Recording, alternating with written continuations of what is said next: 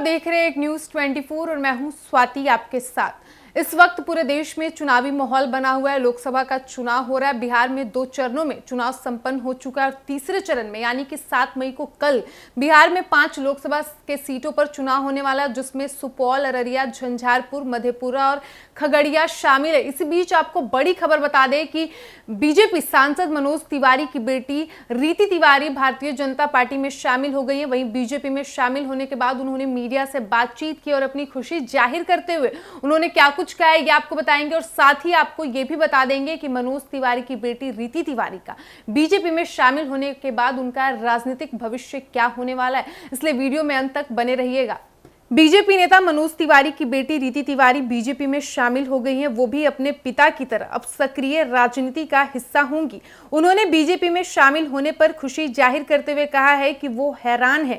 उन्होंने पत्रकारों से बात करते हुए कहा, मैं हैरान हूं, भगवान की योजना के बारे में कोई नहीं जानता। मुझे नहीं लगता था कि ये आज या फिर इतनी जल्दी होगा। मुझे लगा था कि ये 10 से 15 साल बाद होगा, लेकिन अध्यक्ष साहब यानी कि बीजेपी के राष्ट्रीय अध्यक्ष जेपी नड्डा ने मुझ में कुछ तो देखा और अब मैं पूरी कोशिश करूंगी कि मैं किसी को निराश न करूं।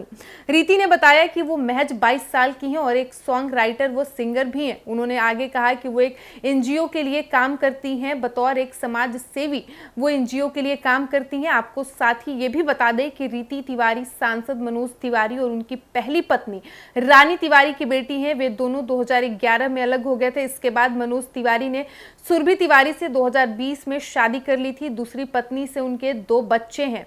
रीति तिवारी बीते शनिवार को अपने पिता की प्रचार रैली में भी शामिल हुई थी। ये इस लोकसभा चुनाव के लिए मनोज तिवारी की पहली प्रचार रैली थी।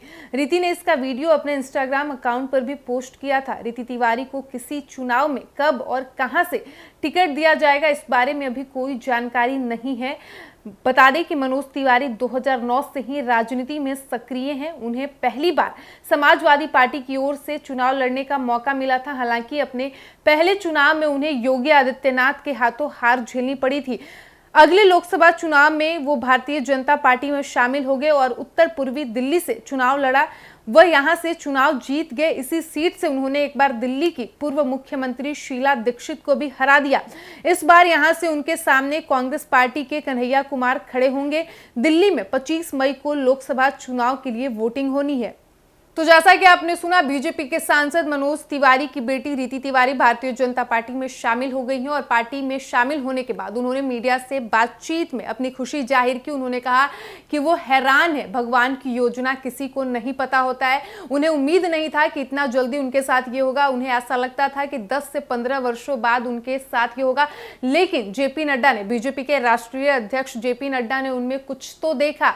साथ ही उन्होंने जेपी नड्डा का धन्यवाद करते हुए कहा है कि मैं पूरी कोशिश करूंगी कि मैं उन्हें निराश ना करूं। आपको बता दें कि मनोज तिवारी और उनकी पहली पत्नी रानी तिवारी की बेटी है रीति तिवारी और ये महज 22 साल की हैं। ये एक सॉन्ग राइटर प्लस सिंगर भी हैं और एक एनजीओ के लिए बतौर समाज सेवी काम भी करती हैं।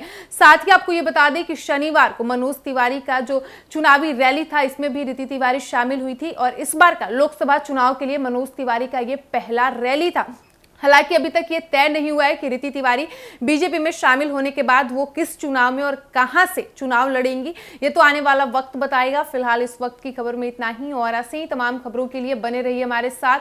वीडियो पसंद आया हो तो वीडियो को लाइक करें, शेयर करें। साथ ही हमारे यूट्यूब चैनल एक न्यूज़ 24 को सब्सक्राइब कर ले।